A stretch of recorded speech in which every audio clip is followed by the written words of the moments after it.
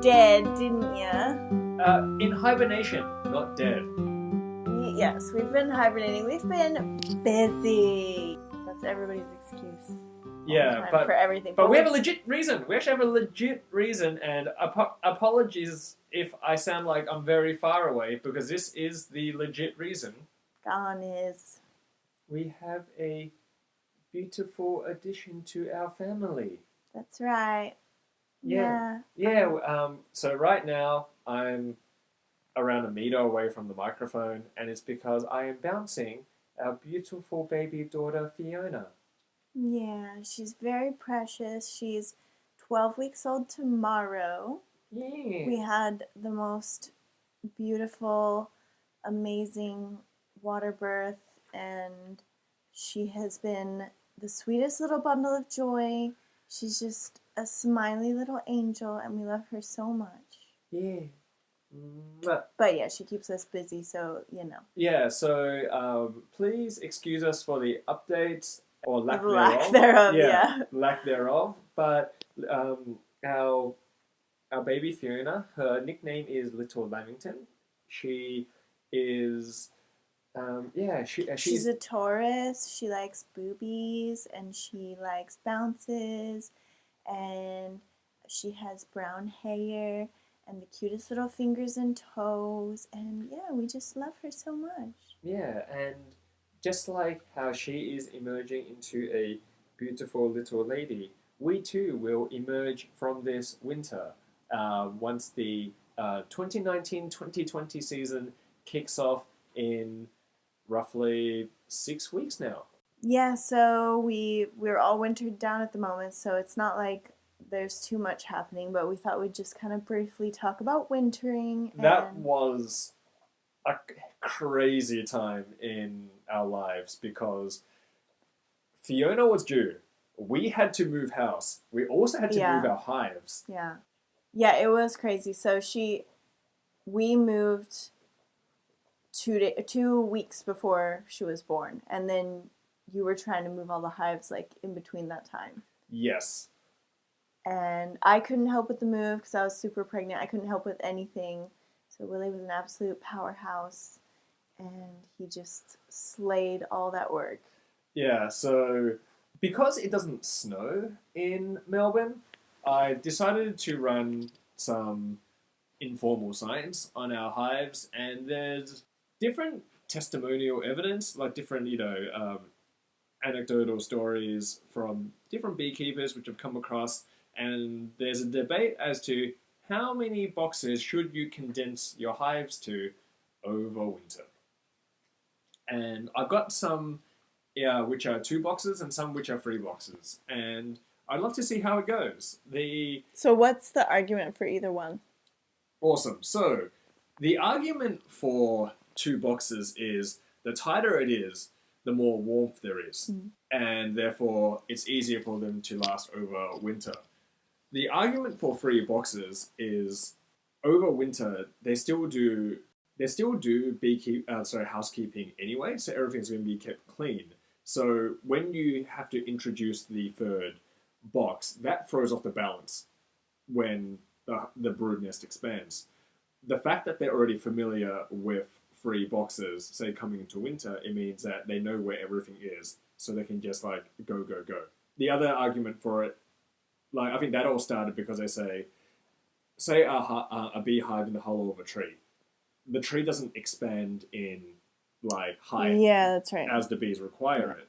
There's a fixed amount of space. So, and they argue that outside of the bee cluster anyway, that all the thermoregulation happens when the bees are huddled together. So irrespective of whether you've got that extra box, that they'll still be able to stay warm. So I've truth be told, I've always condensed it down to 2 because that's partly what I was taught, and I think that made the most sense to me at the time. But there is good resounding logic in having 3 boxes. So not all the hives, but there are, within the same site, I've left some at 3 boxes, and I'm curious to see how they go in the upcoming season.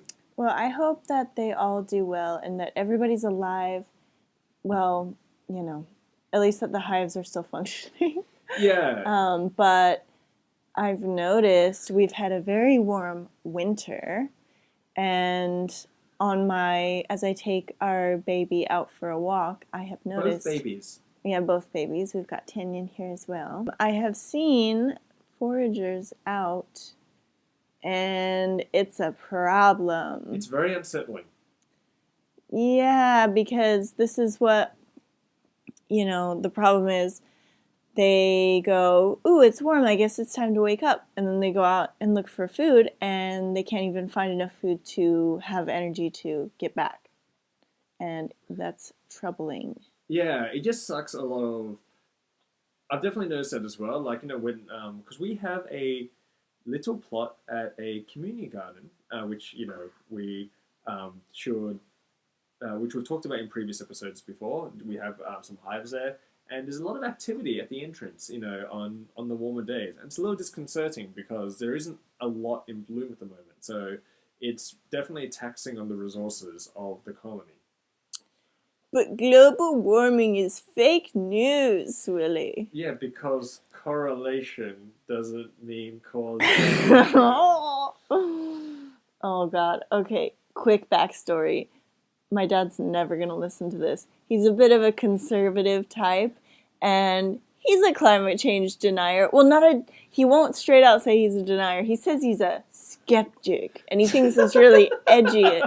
And his best argument when you actually engage him about it is correlation does not mean causation. And I'm like, okay. So we... that's a little disconcerting, and because we're also busy with little baby Fiona, we also are a little behind on our winter jobs, but it's okay. We packed the hives down. That's the important thing. We'll just have to find time to, over the next 6 weeks, to finishing off our winter jobs, i.e. build things, paint things, clean things. Yeah, we should try to do some this weekend. Yeah. But yeah, those are basically kind of our winter updates. And then besides that, we do have a couple of exciting things in the works.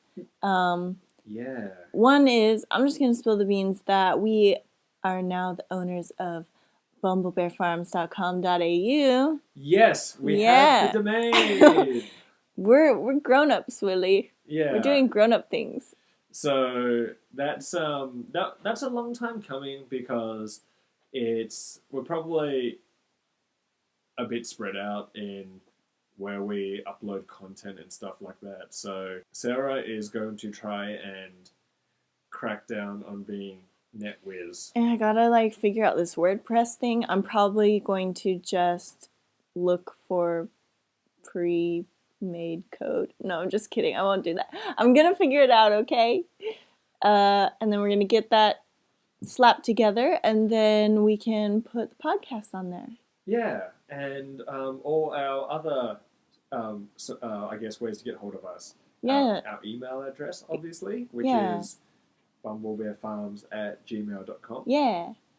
And we'll put our Instagram up there, which is at bumblebearfarms, and we will also have a little shop where you can peruse our various sundries, and I am looking forward to that. Yeah.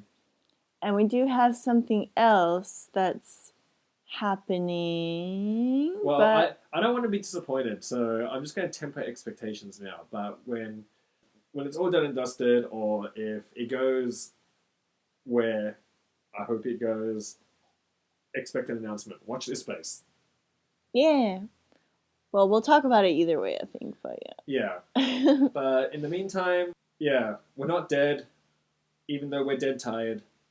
But we're excited about the upcoming season, where new challenges. But we now live in a lovely Springvale, so we're really close to our community garden. Yeah, we love our new house, but unfortunately we've had a string of shitty landlords, so we have to move out of this house at the end of our lease, but it's okay because we are just, flying through life we just throw up our jazz hands and improvise, don't we, Willie? Yes, we do. And we always... Fiona's getting upset. We might have to wrap this up. Yeah, but just like a jazz musician, we always land on our feet. Checkmate. Yeah. So, yeah, thanks for listening to this short little update, guys, and we will see you sooner than later. Yeah, and to our 5 loyal listeners out there, if you happen to come across in a BE media, we'd love to hear your stories, and we promise real update soon. Yeah, shout out to our listeners, Becky, Iñaki, Samara. Who else listens to us? I think Kersha's listened to it. Kersha. Yeah. Who else? I know. Has Danny? I think Danny's listened to it. Danny. Yeah. You're the best. Love you guys. And yeah, see you later. Steward of the bees. By being kind to bees. There, I did it.